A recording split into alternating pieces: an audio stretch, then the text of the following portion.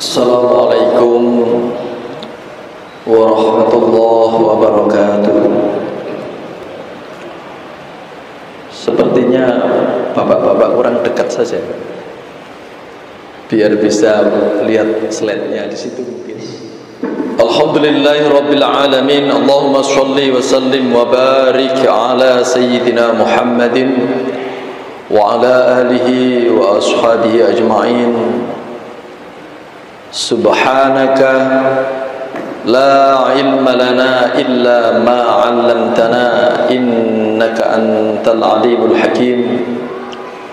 Rabbi shrah li sadri wa yassir li amri wa hlul 'uqdatam min lisani yafqahu qawli. Amma ba'd. Seluruh jamaah yang tidak saya sebutkan satu persatu. Guyon. Nah, sekarang yang sedang ramai dibicarakan adalah bagaimana akhlak kita sebagai orang Islam. Bagaimana Rasulullah mengajarkan kepada kita ketika ada wabah, ada virus corona. Menjelang tidur tadi malam saya baca Twitter, ada kabar bahwa bentuknya virus corona itu seperti ini.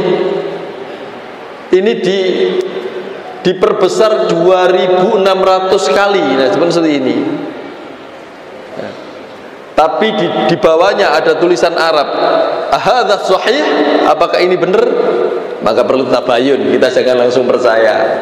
Sebagai orang Islam, kalau ada kabar jangan langsung percaya.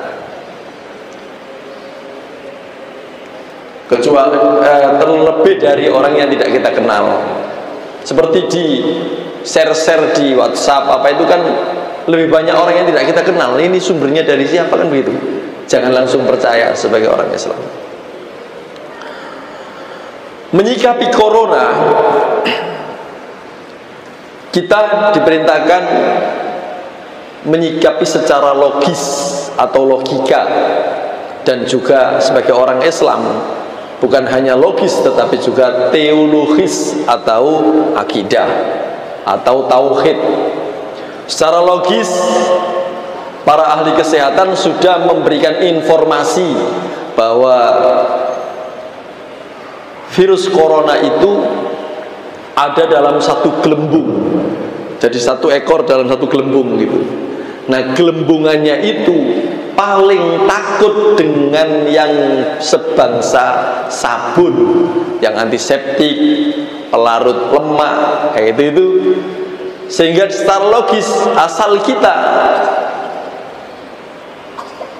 apa itu menjalani hidup ini dengan bersih, insya Allah secara logis ya, itu tidak akan terkena virus corona secara logis. Tapi secara akidah, secara keyakinan, kalau ada musibah ini kan kita dipilihkan pada 3. Satu, mungkin ujian, misalkan ada orang solih gitu, berada di lingkungan orang ahli maksiat, kemudian yang ahli maksiat tadi kena virus, yang solih tadi terkena juga, maka yang solih tadi kena ujian. Tapi yang ahli maksiat tadi sudah jelas itu adalah minimal peringatan dari Allah, semoga bukan hukuman. Jadi 3, peringatan, ujian, peringatan, siksa. Nah, itu secara akidah. Maka kita lebih kepada diperintahkan ketika ada wabah seperti ini untuk muhasabah, introspeksi diri. Introspeksi diri. Kalau kita istighfar kepada Allah itu kan isinya kan antara lain Astaghfirullahaladzim, ya Allah, ampuni hamba ya Allah, nikmat yang kau berikan begitu luar biasa sehingga saya tidak bisa menghitungnya. Tapi taat yang saya lakukan jauh dari normal. Kita masih sering lihat saat khutbah Jamaah di luar masih ngopi. Semoga bukan termasuk kita. Apa? Karena ngopi kan, kalau wudhu itu harus tuntas. Di saat meludah itu harus dipastikan ludahnya sampai putih kalau habis ngopi. Kalau masih coklat, hati-hati. Pada saat sholat itu ditelan, ada yang mengatakan itu sudah batal karena pada saat sholat minum kopi. Ada yang mengatakan itu hanya makruh. Makanya hati-hati. Nah, astagfirullahaladzim. Jadi kita muhasabah terkait dengan kesalahan-kesalahan kita. Maka Nabi Muhammad SAW itu diutus ke dunia. Saya sengaja ngambil tulisan Arabnya, tidak saya tulis Arab biasa karena beda laptop khawatir hilang. Jadi saya screenshot dari gambar-gambar Arab ya, dari yang saya bentuk gambar. Bismillahirrahmanirrahim. Innama bu'ithu liutammima makarimal akhlaq. Rasulullah yang bersabda, sesungguhnya aku diutus untuk menyempurnakan budi pekerti. Yang namanya menyempurnakan itu berarti pada diri kita masing-masing itu sejak sebelum lahir itu sudah berakhlak. Namanya menyempurnakan, bukan menciptakan atau mewujudkan, tidak, tapi menyempurnakan. Jadi pada setiap kita itu sejak sebelum lahir, sejak di alam ruh itu sudah berakhlak. Jadi termasuk saya itu tidak percaya kalau ada orang jahat, tidak. Saya tidak percaya. Tidak ada orang berniat jahat, tidak percaya. Kalau ada maling ketangkap, kenapa kamu maling? Berapa kali kamu maling? Ini baru sekali, Pak. Kenapa kamu maling? Istri saya mau melahirkan di rumah sakit. Saya sepeser pun tidak ada uang, Pak. Jadi niatnya baik untuk proses melahirkan istrinya, tapi berpikirnya terbatas. Nah ini yang tidak boleh oleh Rasulullah, harus disempurnakan supaya niat baiknya tadi tidak maling. Nah begitu. Ayatnya kan begini, yang menyatakan bahwa Bismillahirrahmanirrahim, wa id akhadha rabbuka min bani adam min duhurihim dzurriyyatahum wa ashhadahum ala anfusihim alastu bi rabbikum. Sejak di zaman di alam ruh dulu, waktu kita masih satu, ruh kita ditanya alastu bi rabbikum, kita sudah menyatakan qalu bala, enggih panjenengan pangeran kula, enggih panjenengan Tuhan saya. Ini dasar bahwa semua kita pada dasarnya berakhlak. Al-A'raf ayat 172. Baik. Terus yang sering kita baca waktu duha, fa'alhamaha fujuraha wa taqwaha. Pada diri kita itu diberi modal oleh Allah fujur dan takwa. Jelek dan benar, jelek dan baik, lurus dan sesat pada diri kita. Maka di kitab Nashihul Ibad itu ada hadis yang menjelaskan bahwa nanti pada saat masuk surga itu orang dikasih kesempatan untuk melirik ke neraka, tempat yang dulu seandainya dia nggak dirobohkan tempat itu, disitulah tempatmu. Hanafi, mau masuk surga, lirik itu sebelah kirimu, ada apa? Itu dulu bangunanmu. Seandainya nggak kau robohkan, kamu ada di situ. Kenapa dikasih kesempatan seperti itu? Supaya saya bersyukur, alhamdulillah saya roboh. Demikian juga orang ketika mau masuk neraka, disuruh lihat dulu, melirik ke surga. Seandainya kamu dulu nggak maksiat, itu loh tempatmu. Ini sambung dengan ini, fa'alhamaha fujuraha wa taqwaha. Maka di sini ada kebebasan buat kita. Qad aflaha man zakkaha. Bahagia orang yang memilih jalur yang lurus, yang memutar modal takwanya sehingga dia menjadi muttaqin. Wa qad khaba man dassaha, dan sesungguhnya merugilah orang yang mengotorinya. Nah, udah lanjut. Berbicara masalah akhlak, maka kita kembalinya ke sini, ini barometer. Hadis juga, awwalu ma yuhasabu bihil abdu yaumal qiyamah as-shalah. Hal pertama yang nanti ditanyakan pada di hari kiamat adalah sholat. Fa in sholuhat sholuhalahu sa'iru amalihi. Kalau sholatnya lulus, semuanya nggak pakai ditanya, karena dianggap lulus semuanya. Kalau sholatnya fasadat sa'iru amalihi, maka semuanya masih perlu diseleksi, masih perlu diadili. Maka apa? Tugas kita saat ini adalah memperbaiki sholat kita. Jelas, Al-Ankabut uslu ma uhiya ilaika minal kitab wa aqimis sholah innas sholata tanha 'anil fahsya'i wal munkar. Sholat itu bisa mencegah dari perbuatan keji dan mungkar. Keji dan mungkar. Keji ini, fahsya itu watak-watak hewani. Mau nikah nggak pakai ke KUA, asal tancap saja misalkan gitu. Wal mungkar, dan melakukan pelanggaran-pelanggaran. Sholat itu bisa mencegah seperti itu. Nah, efek sholat, simahum fi wujuhihim min atharis sujud.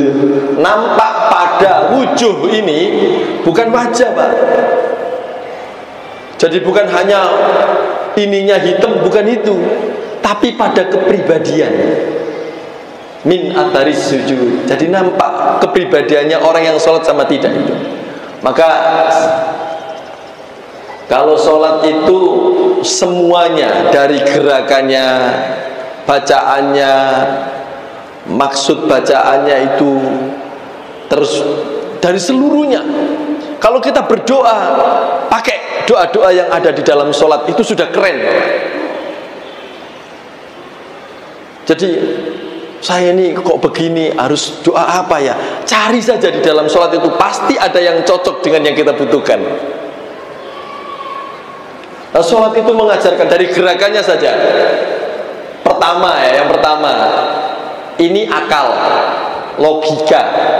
Kalau di dalam sini hati, itu tadi yang saya sebut saat menghadapi corona tadi kan, sebagai orang Islam harus kita hadapi secara logis dan teologis.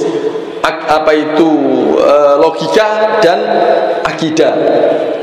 Orang Islam juga di dalam sholat itu selalu diajarkan seperti ini. Pertama, dalam hidup kita itu harus kita rencanakan. Semua harus kita rencanakan. Yang namanya rencana itu mengutamakan akal. Jadi rencana itu jangan digabung dengan tauhid dulu. Misalkan kalau saya sampaikan pada saat bimbingan perkawinan itu, saya sampaikan kepada calon-calon pengantin. Pertama yang saya tanyakan, sampean kepengen meninggal umur berapa? Itu. Jadi dibantah oleh mereka, "Walah Pak, itu terserah pangeran, meninggal itu kan urusan yakin, kok ditanyakan?" Loh tidak, karena ini iftitah, pembukaan, akal ada di atas, maka kesampingkan dulu yakin, dekek dulu. Tapi kamu harus planning dulu secara logis. Kepingin meninggal umur berapa? Saya kepingin meninggal umur 90 tahun Pak. Oke. Sekarang kamu menikah umur berapa? 25 tahun. Berarti 25 tahun menuju ke 90 tahun itu berapa tahun? Ya segitu itu perjalanan ibadahmu di dalam nikah yang akan kamu jalani. Kemudian anak. Seperti saya produk gagal Bapak. Anak saya 5. Yang 3 itu 1 tamat ibtidak pada tahun yang sama, yang kedua tamat SMP, yang ketiga tamat SMA. Bareng semua, bayar uang gedung bareng semua dengan penghasilan pas-pasan. Maka pengantin-pengantin itu sekarang sedang kita ajari secara memplanning itu kebutuhannya. Anaknya nanti di planning lahir, dening sudah di planning, kepingin punya anak 3 misalkan atau 2, kok dikasih 5. Nah itu sudah tauhid, karena sudah dijalani. Nah menjalani hidup ini seperti orang ruku. Ini kita bahas masalah sholat. Akhlak bisa kita kaji dari sholat. Karena tidak mungkin Rasulullah tidak punya alasan menyatakan bahwa nek sholatnya beres, beres kabeh. Maka kita dari sholat ini belajar akhlak, cari referensinya dari sholat. Ini pada saat memplanning, ini saat menjalani. Soro nikah itu, ini sudah nikah ini, menjalani. Pada saat menjalani kehidupan ini harus seimbang. Akal dan hati sejajar. Akal dan hati sejajar. Saya kepingin di 5 tahun pertama itu merencanakan supaya bisa punya rumah bapak, misalkan begitu. Direncanakan, terus dijalani. Selama 5 tahun ternyata belum bisa punya rumah. Baik mertuanya maupun anaknya maupun istrinya maupun suaminya harus mengambil seperti sikapnya orang ruku. Ya wis tak lakoni. Ternyata kok gak berhasil. Ya udah, kita serahkan kepada Allah. Maka posisi hati ini lebih tinggi daripada akal. Pada saat sujud, Subhana rabbiyal a'la wa bihamdi, Engkau maha suci ya Allah, Engkau maha luhur. Saya merencanakan kayak apapun ya Allah, saya jalani, saya berusaha, ternyata saya malah bukannya uangnya nambah tapi malah buntung. Maka memang akal saya ini apa sih ya Allah, tanpa bimbinganmu, maka semua saya serahkan kepadamu. Habis itu sebab kita duduk di antara dua sujud, itu evaluasi ya, seperti itu. Akhlak dari gerakannya saja seperti itu. Saya langsung ke sini saja Bapak. Dari hadis qudsi. Nah, saya ke sini aja. Terkait virus corona tadi, akhlak ya. Hadis qudsi dari sahabat Anas. Yaqulullah, Allah berfirman, wa izzati wa jalali, demi kemuliaan dan keagunganku, inni la'ahummu bi ahlil ardi azaban, saya sungguh telah mempersiapkan bi ahlil ardi azaban, untuk penduduk bumi. Mempersiapkan apa? Azaban, azab. Virus corona tadi ada pilihannya ujian, peringatan, azab. Baik, kita menghusnudzoni maksud Allah saja, bahwa di antara tiga itu mungkin kita ambil, mungkin ini azab yang sedang diberikan ke pihak-pihak tertentu, tapi tetap menjadi peringatan bagi kita. Jatuhnya di Cina, peringatan bagi kita di Indonesia. Fa'idza nadhartu ila ummari buyuti, tapi ketika aku masih melihat kepada orang-orang yang mau memakmurkan rumah-rumahku, masjid, wa ilal mutahabbina fi, dan orang-orang, ketika masih saya lihat banyak orang-orang yang menjaga cinta di antara sesama, fi, nawaitunya karena aku Allah, wa ilal mustaghfirina bi ashar atau bil ashar, dan kepada orang-orang yang gemar mengakui kesalahan dirinya bil ashar, waktu subuh. Seperti kita tadi sebelum subuh sudah sampai di masjid, dan motivasi yang paling kuat adalah wis isu-isu bil ashar, waktu subuh itu sibuknya kita itu sudah mencari kesalahan diri kita, bukan orang lain. Saraftu dzalika anhum, maka siksa yang sudah aku persiapkan tadi, ini siksa, saya palingkan, tidak jadi saya berikan kepada penduduk bumi. Nah, kita kaji sekarang. La'ahummu, mempersiapkan, itu berarti nek basa Jogjanya itu cemepak, Bapak. Cemepak itu sudah siap seperti ini kopi ini cemepak, tinggal mau minum atau tidak.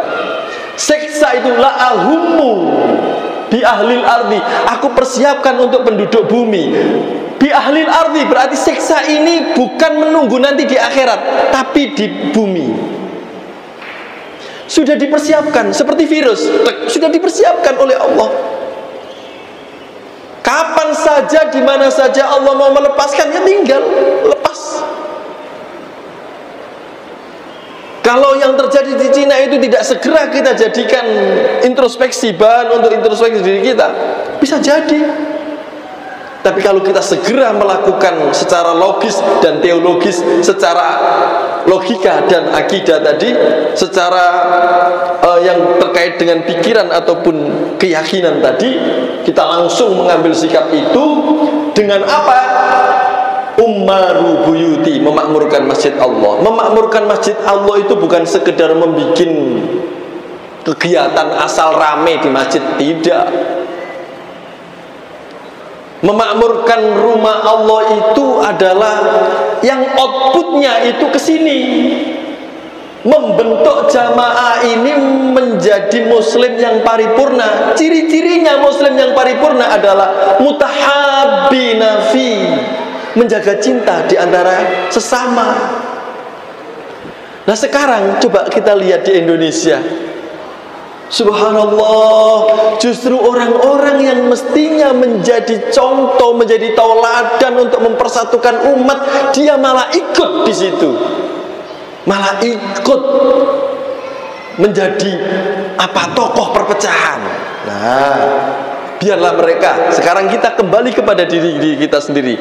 Ayo, bagaimana masjid ini bisa menciptakan jamaah yang mutahabbina fi. Beda pendapat, akhlak itu diwujudkan untuk menyikapi yang beda pendapat. Lebih-lebih itu. Kalau kita sudah sama sependapat, enggak, itu enteng. Tapi coba waktu sholat tadi kita pamitan kepada Allah, kita kembali lagi mencari ilmu akhlak dari sholat. Ya Allah, saya ngecas kepadamu ya Allah lewat sholat ini, dan ini sudah selesai. Maka dari ngecas, hasil ngecas ini ya Allah, saya berpamitan kepada Engkau ya Allah. Pamitannya adalah komitmen saya ya Allah setelah sholat ini saya. Assalamualaikum warahmatullahi wabarakatuh. Assalamualaikum warahmatullahi wabarakatuh. Apa pesan yang bisa kita petik? Ketemu orang yang cocok dalam pilihan lurah, pilihan bupati, pilihan presiden, pilihan apa saja, menyikapi apa saja, ada orang yang cocok dengan kita.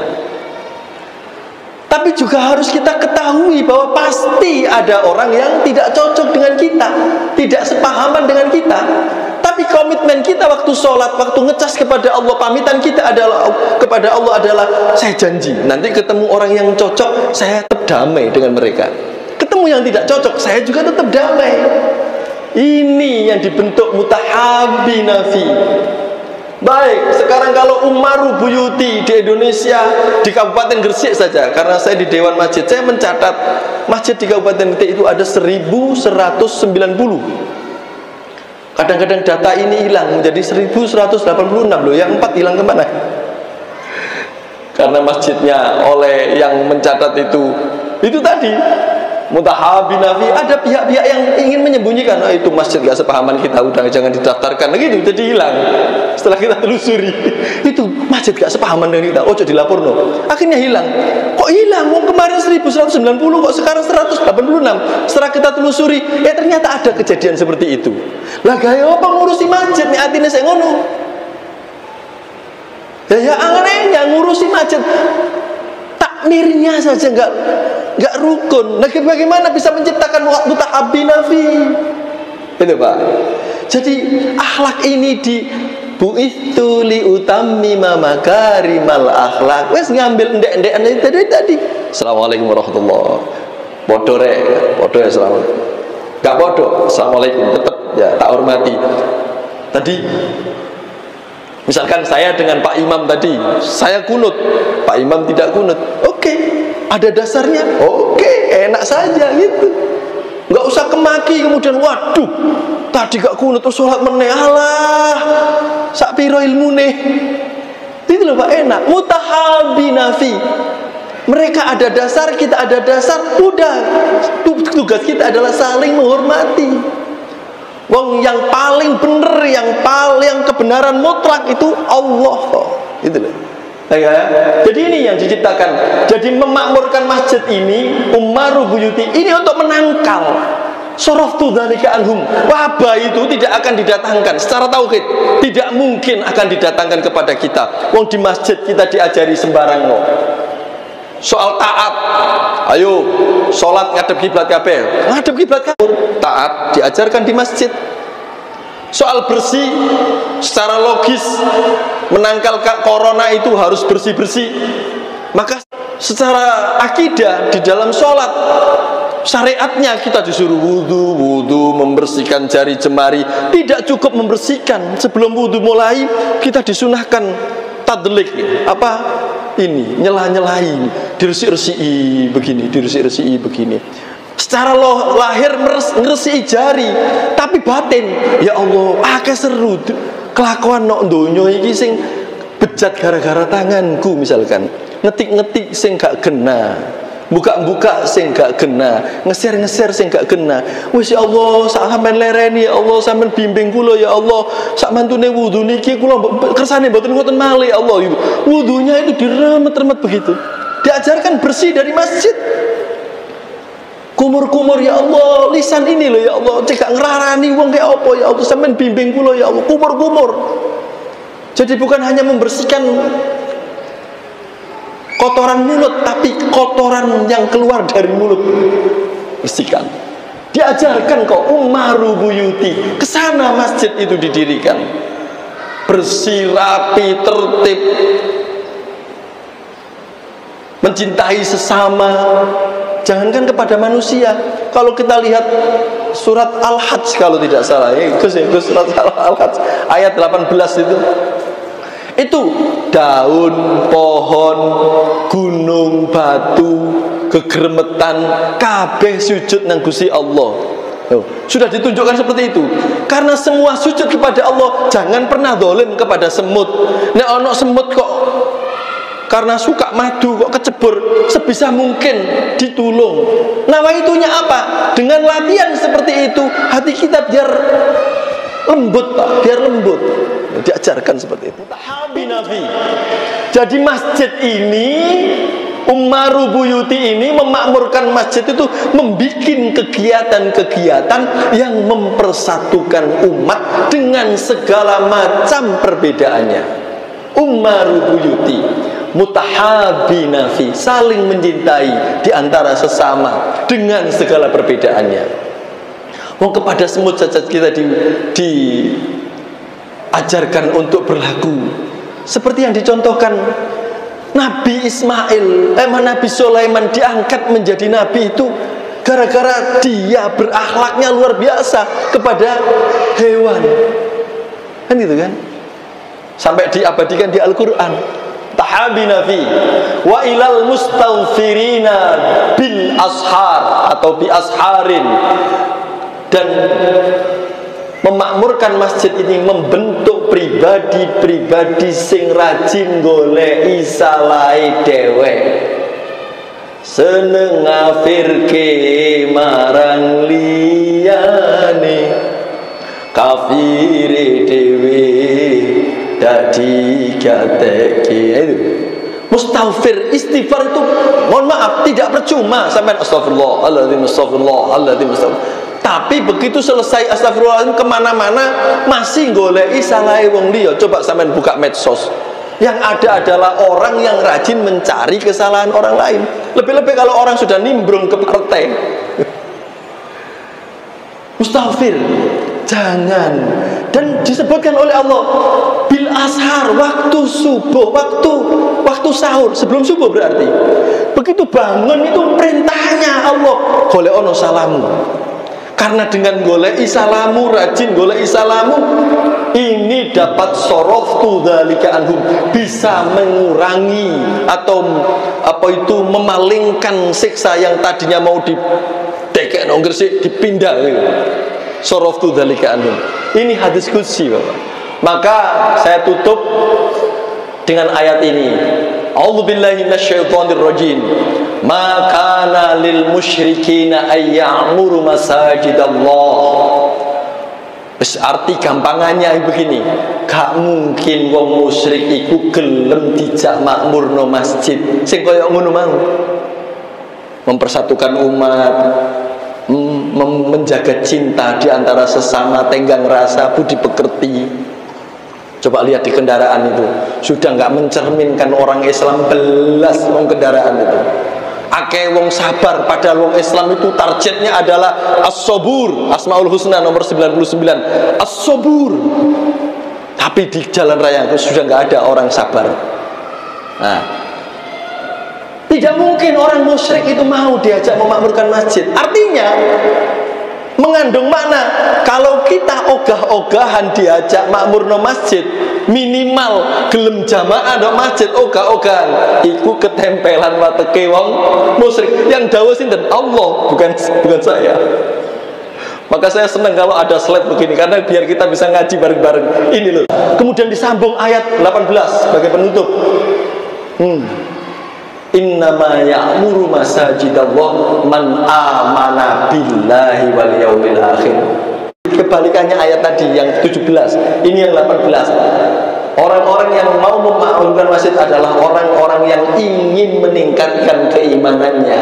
Jadi saya ingin meningkatkan keimanannya, tapi diajak ke masjid males, diajak kajian males. Gimana?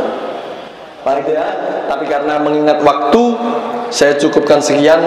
Intinya, mari kita mengantisipasi agar corona tidak datang oleh Allah. Oh, saya lihat jamaah Petro itu 3 ini ada di sana. Pertama, jamaah Petro dan sekitarnya ini mau memakmurkan masjid, minimal gelem jamaah.